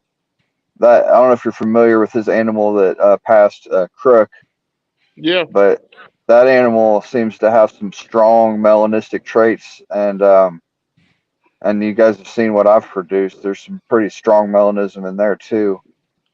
So we're excited to see what happens when we put it together. I mean, we're not anywhere near what Dave D's doing, but you know, this is a different bloodline. It's exciting to see what can come out of it. Mm. How often are you seeing the phenotypes from the parents being handed down to the babies? Because in a lot of cases they aren't. But you Um, specifically, well, so the TK animal that I have is he's green, yellow with red ink spots. His father was highly melanistic. It was an animal named Noah that passed several years ago. And so that animal was heavily melanistic and had some heavy melanism in his line. And it skipped a generation because my animal was almost all green with a yellow belly. And then the dam was I mean, she's a pretty exceptional looking Biak, but, not super melanistic. And then, but the animals that they have produced over the years, I would say probably I've only got a couple that were really exceptionally high melanistic, but probably 25-30% of them show above average melanism. And then probably another 25% are above average on the yellow side after they start changing. High yellow animals. So, I mean, more than most. There's definitely something to be said for it. But it's obviously it's polygenic. It's not something that can be predicted. You just have to get a strong bloodline and pair it with a strong bloodline, and your averages are going to go up of how many animals produce those traits. But even Dave D, he produces animals that are almost all green. So there's no cheat code. yeah. There's Well, see, no every now and replacement. then, every now and then you do. Yeah, I mean, just as you strengthen that bloodline over the years, you're going to see better and better results. So and the And theory is the thing that about Dave D does when he have those animals that looks lesser, he prices them accordingly. right, he does. Yeah, I bought my animal for like $1,600 like 6 years ago. And it's Yeah. pretty high. It's pretty much like a normal looking, like Maniquari. Maybe a little bit heavier on the blue than most, but not much. But the theory is that as you strengthen that bloodline, you increase that, whatever trait you're looking for. Maybe now I'm seeing 30% of the offspring are melanistic, with a couple of them extremely exceptional. If I pair it with another good bloodline, a couple generations down the road, maybe you're looking at 75% as melanistic with 30% extremely high melanism. I think that's the theory that you're shooting for. Yeah. So we're getting pretty close to the end. And I appreciate you guys for coming on. I want to give you guys a little bit of time. Any shout outs? Anything you didn't get to say that you want to say?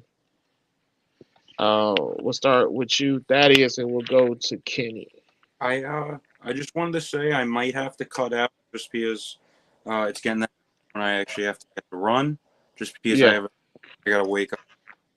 I gotta get like 2-3 hours of sleep and head to a hospital for get something done. So I just wanted to say thank you guys. I didn't want to interrupt before Thaddeus got speaking or anything and be rude. I just wanted to thank you guys.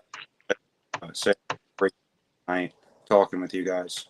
Well, we Thank you, Kenny. appreciate We you for still appreciate it. coming through, man. We appreciate you, brother. We appreciate you every time you get on. Yeah, It's nice talking to you, man.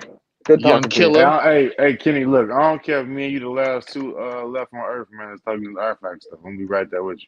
Hey, man, I got Kenny, two snakes with artifact blood in we them gonna from two jump different Pat. sources. We gonna I'm not jump Pat, saying. Kenny. I'm never gonna say that they not artifact. This year I'll take care of you with the artifact stuff. This year I'll take care of you. I've been bored For sure. to hide everything for a while. So, but yeah, it was great to talk to you, Thaddeus. Great to meet you. I know we haven't spoken prior or anything, but it was definitely great to. I saw some of the animals you made, and you got some great stuff. I liked that that really weird looking, a few of those weird looking animals on your page you made in 19. You know, I love talking to you guys as always too. My locality feed into my addiction. So I'll keep in touch with you guys, and I'll make sure I keep in shoot you guys a little message soon. For sure, Kenny. Good Take luck it easy, tomorrow, Kenny. man. Hey, be safe out there in that storm. Yeah, thanks, brother. I'm just seeing tomorrow and heal up after. Yeah, we'll see you soon, Kenny. All right, have a great night, guys. Thanks again. Take care, my man. Hey, surf down the middle of the street, man. In a hurricane. All right, that is. We're gonna get to you and then we're gonna close it out, man. Man, y'all crack me up with that. All that. It's no different now than it was 10 years ago with the arguments about the localities. That shit. I just sit back and laugh. That's the wonderful thing about it, though, is that people still find time to have their own perspective, and I think we lose so much of that. And I know that this is going to be a controversial topic, but so many people get caught up in the cult of personality thing, where one person says something and they're just like, "Well, he says this, so let me go say this too." And just like, "Well, how do you feel about it? How do you feel about it?" And that's what I enjoy about this. And they they lose the fun of the little sparring. Like, you could. Ain't nothing wrong with talking a little shit sometimes. Dang, it ain't always. Bring a little fun, man. All the time. All the time. Yeah. All the time. I just like sitting back and watching. I don't like arguing no more, but it's just funny. We can't prove none of this, but there's guys that's ready to go. There's guys ready to throw hands over their localities. Oh yeah, there are. It is people that if you say said something about Cyclops. Do what? There's so many people that you see in like the Facebook forum. You can tell that they behind their keyboard about to cry. Stop saying that. Don't say that. That's not true. Like, bro, they're snakes, bro. There's so many people, and like the cult of personality thing is like, I would be honest, it's getting out of hand. I mean, there's a whole bunch of dick sucking going around. It's just like, bro, have your own fucking opinions, bro. Like they're not gonna give you a cheaper snake or free snake because you blow them all the time in the comment sections, bro. You have your own opinions. Damn, Charles. Say what the fuck's out. Hey, I'm for real, bro. It's a lot of cock blowing going on around here. Super cock blowing. So, like, I don't know. Does your daddy tell you, like, man, like you can think for yourself, or you just like, what is this? I don't know. Like, I don't Travis Hey, Travis malfunctioning. Travis not malfunctioning. Travis seeing a lot of clones and cock blowers. Like, you see that? A lot of that. You are malfunctioning, my brother. You are malfunctioning. I don't give a shit, bro. It's getting out of hand. It's too much.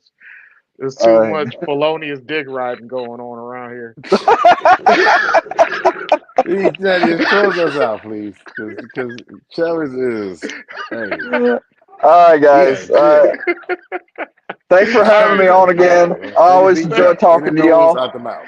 Thank you for showing up, Thaddeus, man. We can't wait to have you back again if you have us again. But that's been us for the Chondro Bar Room. That's Keeper Clash 8 in the books.